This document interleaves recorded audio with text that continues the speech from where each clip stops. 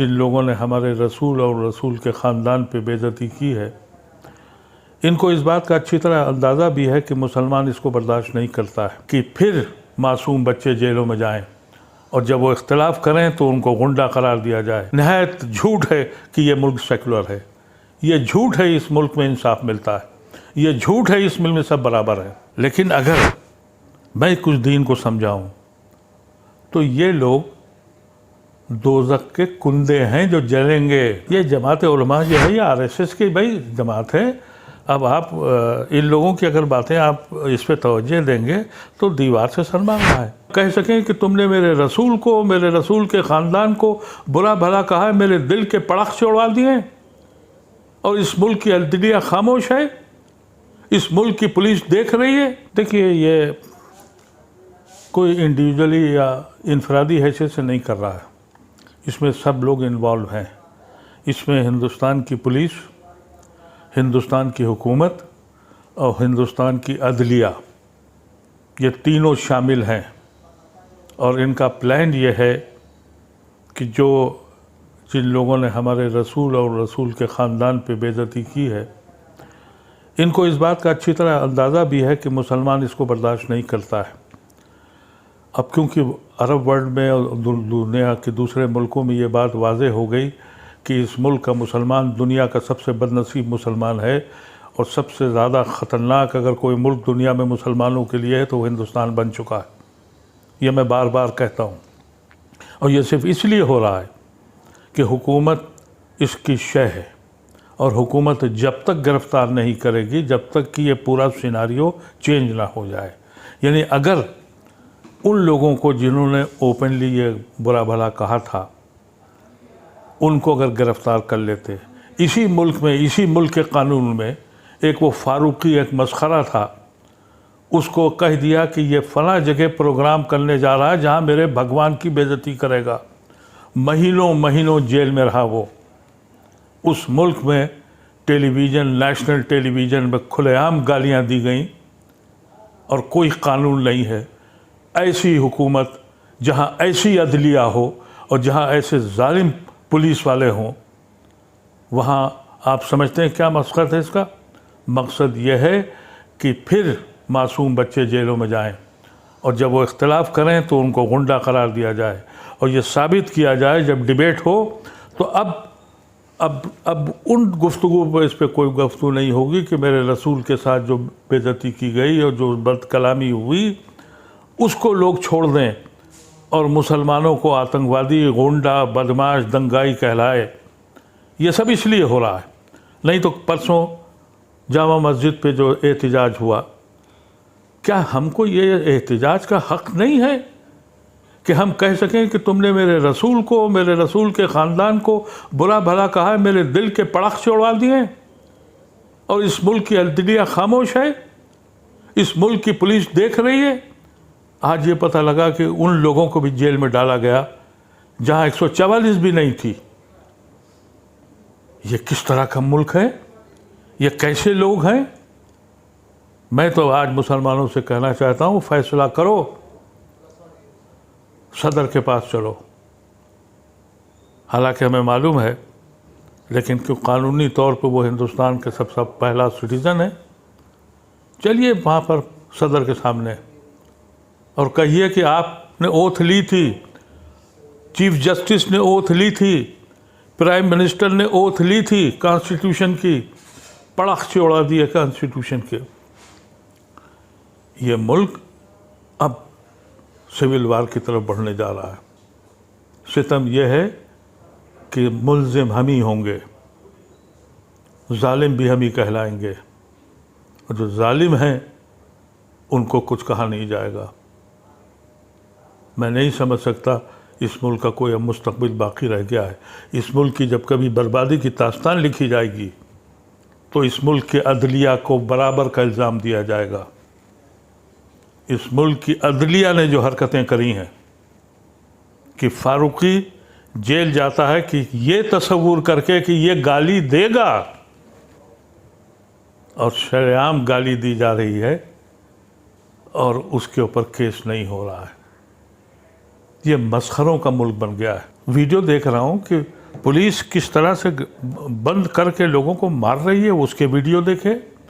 ये वीडियो देखा कि बच्चों के सर में गोली मारी गई, लेकिन मजाल है जो अदलिया की तरफ से कोई कानून आ जाए, FIR आपने लाज करके देख ली। ये मुल्क को बनाना क्या चाहते हैं, मुझे नहीं मालूम कि आज आपसे गुफ्तगू करने के बाद रात मुझे भी पकड़ ले जाए। ये तो यही करेंगे। लेकिन मुझे अफसोस इस बात का है कि ये यहाँ का जो सेकुलर हिंदू है वो क्यों नहीं सड़कों पे आ रहा। मैं तो अपील करता हूँ आपके ज़रिए कि इस मुल्क का सेकुलर मुल्क के जो सेकुलर हिंदू हैं वो अगर मेरे लिए नहीं आना चाहते तो कम से कम अपने मुल्क को तो बचाने के लिए आ जाएं, अपने मुल्क के आइन को बचाने के लिए आ जाएं।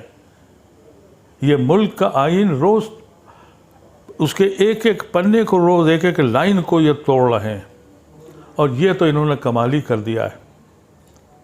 और जो हमारी दुनिया में बेइज्जती हो रही है वो तो होने दीजिए, उससे हमारा उनसे कोई लेना देना नहीं है। लेकिन याद रखें कि जुल्म की एक इंतहा होती है और उसकी सज़ा इनको ज़रूर मिलेगी, ये मेरा यकीन है। अरब ममालिक का कोई प्रेशर पूरे उस पर रहा कि जिसके बाद पार्टी हरकत में? कोई प्रेशर नहीं है, कोई प्रेशर नहीं है उनके ऊपर। ये जाहिल लोग हैं।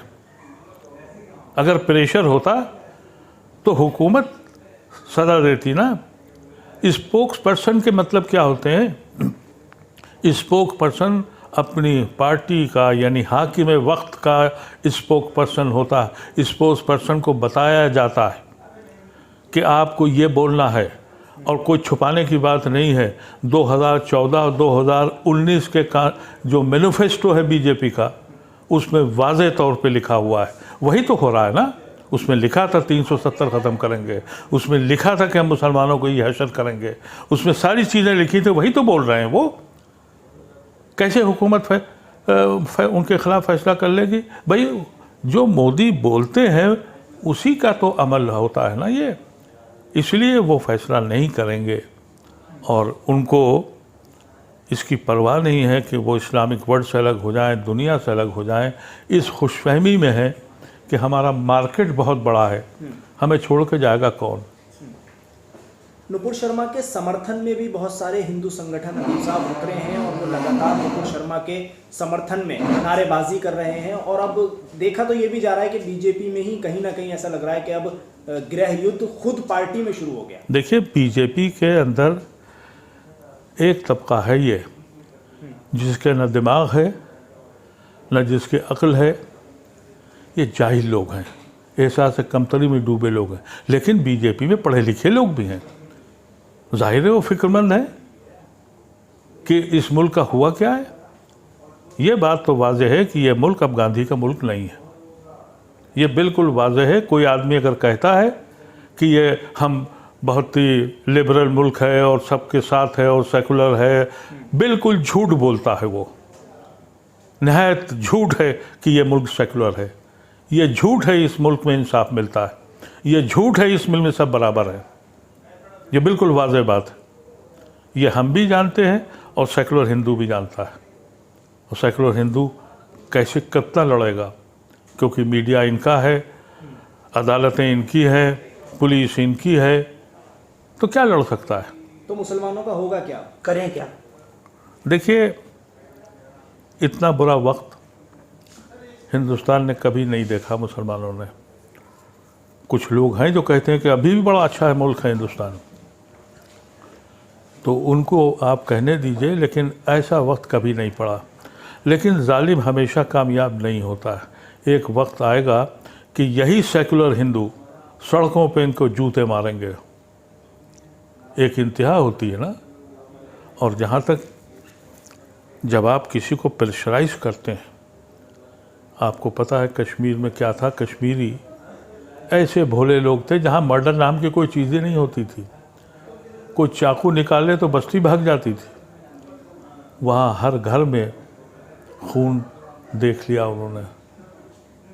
इसी तरह से बांग्लादेश के बारे में ये लोग कहते थे, पाकिस्तानी कहते थे कि साहब बंगाली तो भूखा है, वो तो कुछ बोलता ही नहीं है, उसको जो चाहो मारो, अब जब वहाँ की फ़ौज ने जुल्म ढाया तो बंगाल के बंगाली, वही जिनको तुम कमज़ोर और सितमगर समझते थे, उन्होंने पाकिस्तान की फ़ौज की हालत क्या कर डाली। तुम धीरे धीरे इस कौम को दबा रहे हो, ठीक है दबती रहेगी, लेकिन एक वक्त तो आएगा तो खड़े होंगे वो। ये जमात उलमा जो है, ये आरएसएस की भाई जमात है। अब आप इन लोगों की अगर बातें आप इस पर तवज्जो देंगे तो दीवार से सर मारना है। भाई ये तो एक इस किस्म के लोग हैं कि इनको न दुनिया से मतलब, न दीन से मतलब, पैसे से मतलब है। आप आरएसएस ने जो अब काम शुरू किया है, जो सबसे ख़तरनाक काम है कि दाढ़ी टोपी वालों को ये कह के कि ये उलमा हैं, उनकी जमात क्रिएट कर दी। अभी तक वो पढ़े लिखे मुसलमानों पे बात करते थे, वो इनके ज़्यादा जाल में नहीं आया, क्योंकि शुरू में पढ़ा लिखा मुसलमान ये कहता था कि भाई हम नहीं पढ़ेंगे क्योंकि हमको कंजर्वेटिव कहा जाएगा, हम लिबरल रहेंगे। अब वो सारे लिबरल समझ गए कि इनकी चालाकी क्या है और उससे उनको इतना फ़ायदा नहीं मिला। तो जब से इंदरीश का ने शोबा संभाला, अब ये काम मदरसों में हो रहा है और मदरसों में इसी किस्म के जोकर खड़े होते हैं जो दाढ़ी टोपी पहनकर, हालांकि देवबंद से निकाले जा चुके हैं लेकिन अपने को देवबंद का कहते हैं, उस तालीमगाह से पूरी तालीम लेके नहीं आए, वहाँ भी बेहुदगी की वजह से निकाले गए। अब उनकी एक जमात बन गई, अब वो जमात जो है वो ये फैसले कर रही है। तो माफ़ी के मसला आपका जो है, सवाल ये है कि आप किसी मुसलमान के दिल से उसके पैगंबर की मोहब्बत छीन सकते हैं? अरे ये तो दुनिया की वाहिद कौम है जो अपने पैगंबर और अपने पैगंबर की औलादों को अपने दिल और जान से, ये वो कौम है जो शहादत ढूंढती है, ये वो कौम है जिसने करबला देखी है। ये क्या समझ रहे हैं इसको? सवाल सिर्फ यह है, हमको सबक सिखा रहे हो कि माफ़ कर दे। तो ये इन लोगों की गुफ्तगू पर कोई वक्त देना बेकार है। और ना इनकी क्या होना चाहिए, कानून क्या करे? क्योंकि वो तो ये भी कह रहे हैं कि जो लोग वहाँ मारे गए मुसलमान, जिन लड़कों को गोलियां लगी, उनके और जो जिम्मेदार जेल में मुसलमान बंद हैं, खुद ही हैं। उनके जिम्मेदार भी वो खुद ही हैं, और जिन लोगों ने उन्हें उकसाकर सड़क पर उतारा वो जिम्मेदार हैं, और उनको शहीद नहीं कह सकते आप। ये भी आज ही कॉन्स्टिट्यूशन क्लब में उस प्रेस कॉन्फ्रेंस में कहा उन्होंने।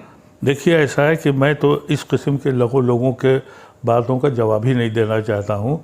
मैं तो इनको ये समझता हूँ, इंसाफ करने वाला तो अल्लाह है, लेकिन अगर मैं कुछ दीन को समझाऊँ तो ये लोग दोज़ख के कुंदे हैं जो जलेंगे। ये कुंदों की तरह काम आएंगे, लकड़ी के कुंदे होते हैं ना, जलाए जाते हैं, ये उस तरह काम आएंगे।